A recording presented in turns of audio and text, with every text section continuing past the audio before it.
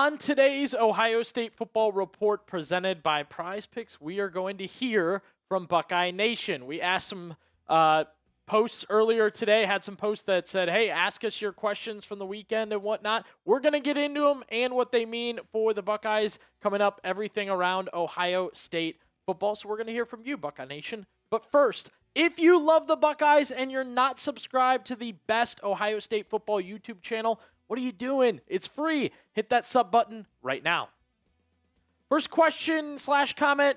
We actually have a twofer here. This one from Big Boss 78. Is Julian Sayin going to run when he needs to in order to get a first down? That's been a big topic of conversation in general over the past few months for us here on the Ohio State Football Report since the Miami loss. Wayfinder kind of saying something similar a little bit here. If Julian can continue to develop his legs and make some better choices, will be as dangerous as the 2024 squad. As we talked about there, this is not the first time we have talked about Julian Sayin being able to run, scramble, / avoid sacks. I think it's all kind of interchangeable there, / get the first downs there. And no, he was not good running the football last year or even, taking the sacks and the yards adding up. And negative 44 rush yards is crazy. It's crazy, especially with some of the other numbers we've seen from other quarterbacks. We were just comparing him to Arch Manning, right? And it's almost 400 rushing yards with 10 rushing touchdowns. It's nuts. The good news for Buckeye fans on this one, and for the people that asked there too, Big Boss, Sayin has acknowledged the issue, right? It's clear it's been said to him. It's clear he understands and knows that it's a problem and has to be fixed, right? So that's one win in itself. Julian Sayin knows. He mentioned earlier, over the offseason, there's been a lot of lower body strength training. He wants to be able to get out of sacks. Maybe that'll help him run faster, more efficiently, but also if he gets hit, he's not always going down. Yeah, he has a slender frame. He's a smaller quarterback in general. I think he's okay height-wise, but he's a slender quarterback. He's saying over the offseason they've been building up his lower body strength. Also, kind of funny we're talking about this because Julian Sayin was on Urban Meyer's show, the Triple Option podcast show, however you want to say it. And again, he was on there and was asked by Mark Ingram, and Mark Ingram was like, yo, what do you think you need to improve on going into next season? Buckeye Nation, happy to hear he is focused on the legs, running, getting after it. He said, I think there's a ton of things this offseason that I was looking at to get better at, whether it's having a cleaner feet in the pocket, having a little bit better pocket presence, and then knowing when to extend plays and take off on a third down and nothing's open. We got to pick it up with our legs and get the first down. That's on the Triple Option podcast. Urban Meyer, Mark Ingram. Julian Sayin working on the lower body strength. Number one. Number two, pocket presence, working with his feet, knowing when, hey, it's time to leave and pick up a first down instead of looking for what we had originally designed. So you like that from Julian Sayin, right? Question is, will he do it? Will it happen? I've set the number at 99.5 rushing yards. Essentially, is he going to get 100 rushing yards? O for over 99.5, 100 rushing yards essentially, or U for under. What will Julian Sayin have in 2026 rushing yards wise?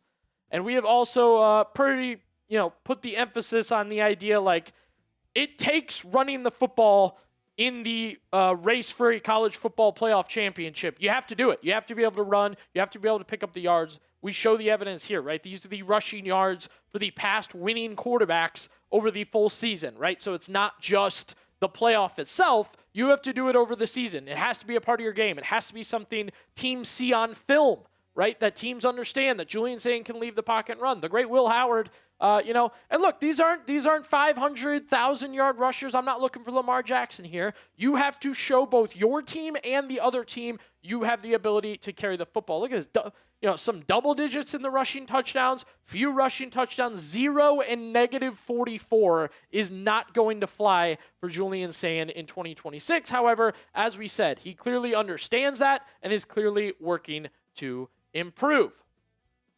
Today's show is presented by Prize Picks. Prize Picks is America's #1 sports picks app. I love it. And when we talk about the lineups, which is what we've been talking about a ton lately, the lineup's super easy to put together because you just pick more or less on a few player stats and then lock in your lineup. And by the way, the basketball playoffs are going on.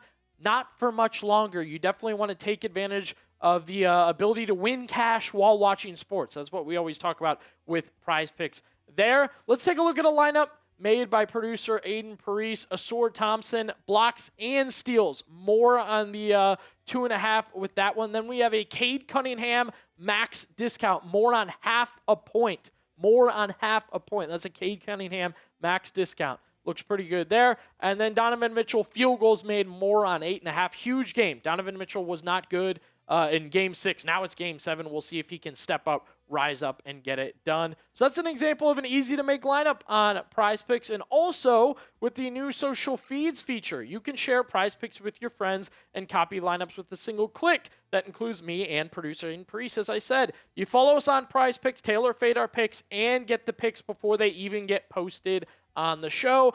At Billy_BB and at CSAP. We also have a new user offer for you guys. If you download the Prize Picks app today with the link in the comments and description and use code HMA, that's HMA, you'll get $50 in lineups after you play your first $5 lineup. That's code HMA to get $50 in lineups after you play your first $5 lineup. Prize Picks, it's good to be right. Amir asks our next question here on the Ohio State Football Report. Who's the wide receiver 2 for the Buckeyes? Brandon Inniss or Chris Henry Jr.?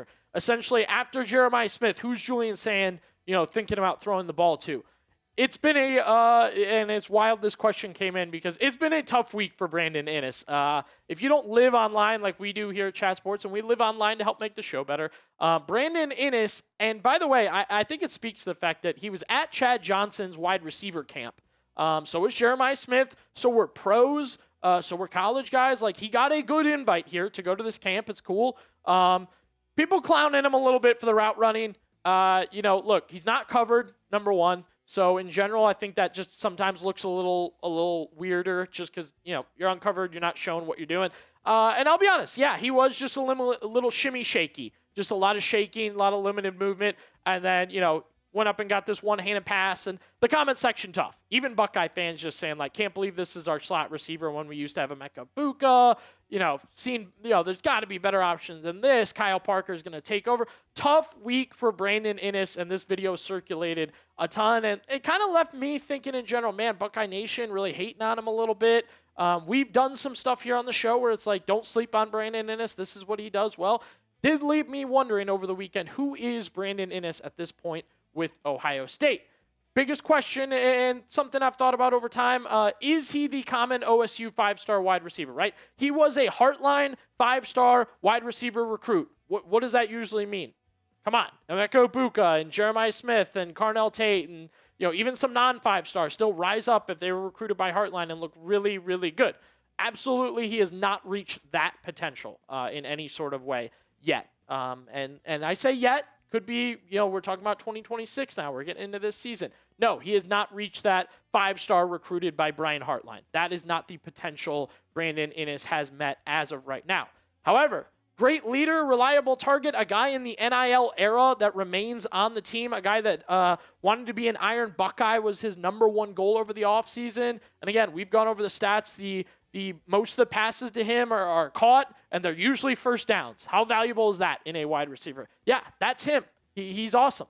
We like what Brandon Inniss does well. However, again, you're kind of going back to the idea of what is a Brian Hartline recruited 5-star at Ohio State? No, he is not that at this point in time. However, I will note, this is a great opportunity. The question there from Amir is, who is wide receiver 2? Good opportunity for Brandon Inniss here. Technically, Chris Henry Jr. could get involved. Kyle Parker, Devin McCune, all these guys could get involved, but it's Brandon Inniss' time. It should be. There is no, secure second guy below Jeremiah Smith. He should be the guy. You kind of look technically he's gotten better every year. Technically he's gotten more every single year. You just have to see it happen again in 2026. More catches, more yards, more touchdowns, feeling his presence on the field in general. No reason it can't be a big 2026 for Brandon Inniss, and I think it's great. Amir asked this question, especially with the unfortunate, Inniss, little bit of hate he's gotten over this week with the route running videos there. If you are somebody that believes in Brandon Inniss, be sure to hit that thumbs up button. Let Buckeye Nation know you believe in the captain, the receiver, to have a big year, and you're on the Brandon Inniss train for 2026. Hit that thumbs up button right now. I didn't want to leave the Chris Henry Jr. part out of this either. I don't think there's a ton to dip into there. We liked what he did in the spring game. We've seen some good stuff from him in general. I just think what we've learned, what we've seen, what we've heard about Chris Henry Jr. is he's impressed people. He looks good. However, it's going to be a gradual climb of playing time, of receptions, of role in the offense. You know, it's going to be week 1, you get a little bit. Week 2, week 3, week 4, more. Then you get into the second half of the season, it's even more. Then by the playoffs, you know, the expectation is he could really help this team. However, you know, long way to go with what is a freshman wide receiver in Chris Henry Jr. The next question from Troy: with the additions of Arthur Smith and his man Mateo Kambui, an assistant offensive line coach, what is a reasonable expectation for our O-line? I'm hoping for a top 25 O-line unit, but obviously you can debate that. So, if you don't know, Arthur Smith cares about the offensive line.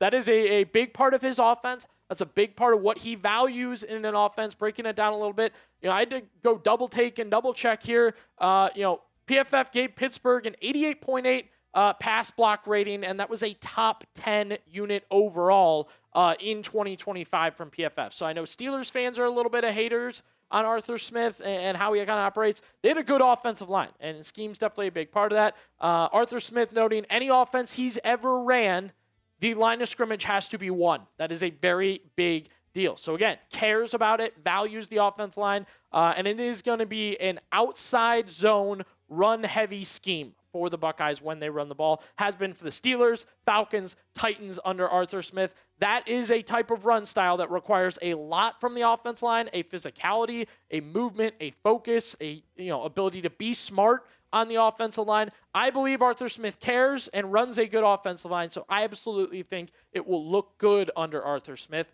The only other thing I'm kind of like thinking about debating a little bit here with Ohio State's offensive line, we've heard it from Ryan Day, we've heard it from Arthur Smith, and you can kind of say this is a good thing, this is a bad thing. They've talked about using multiple offensive line packages, different groups, different guys going in and out at different positions. Absolutely, that means depth. However, I am a big, I'm big on continuity on the offensive line. I value that greatly. You bring Montgomery Hinsman and Saraveld back. They elect not to go to the NFL draft. This is kind of the projected offensive line depth chart as of right now, but I know the Buckeyes like Josh Padilla. They like Gabe Van Sickle. There's different lineups, I think, where they're going to move guys in and out. Ian Moore hasn't necessarily won that left tackle spot, so I am curious to see if they truly do want to switch up this offensive line or if they're just trying to find the best group to carry throughout the season. Back to questions for you guys. Will the offensive line improve under Arthur Smith? Type Y for yes, type N for no. We gave you the facts. Time for you to let us know what you think. All right, good energy to finish out the show today. Man, we couldn't go one day without new jerseys. Every single day, the Buckeyes kept getting new jerseys. The first one, the Sub-Zero jerseys. And again, my theory of Kenyatta Jackson being Ohio State's best defensive player, well, who got to wear the Sub-Zero jerseys here? Number 2, Kenyatta Jackson, getting to feature him there. And then the Scarlet Rush jerseys. Peyton Pierce, again, speaks to possibly his role for the upcoming year. So the Buckeyes, you get the Tunnel Vision, you get the Sub-Zero, you get the Scarlet Rush. 3 new jerseys for the Buckeyes going into 2026. And again, the Heritage Stripe or Buckeye Stripes on the side there. And then new turf. Yeah, new turf for Ohio State. And look, there were a lot of notes about the turf. The one big thing I took there was NFL standards, closer to an NFL turf, NFL-style turf. I know some of you have your theories about injuries and things like that with Ohio State's turf. I don't think it's the utmost biggest deal. But, hey, anything new, we appreciate it. We love to see it for Buckeye Nation.